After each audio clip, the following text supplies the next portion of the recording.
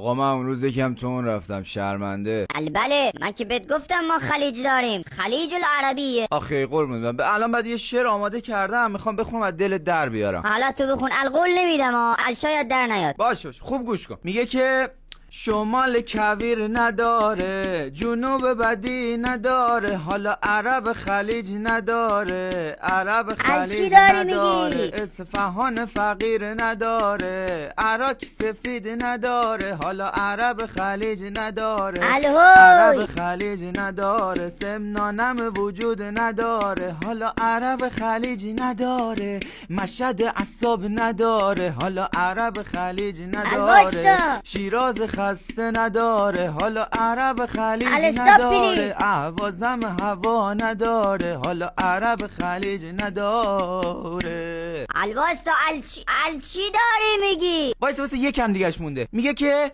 اردبیل گرما نداره، گیلان برنج نداره، حالا عرب خلیج نداره، عرب خلیج نداره، تهران آلودگی نداره، حالا عرب خلیج نداره، بوشهر سرما نداره، حالا عرب خلیج نداره، بندر که جنسی نداره، اصلا قزوین که ترس نداره، عرب خلیج نداره، عرب خلیج نداره، حالا مادر عمومی وای مادر عمومی.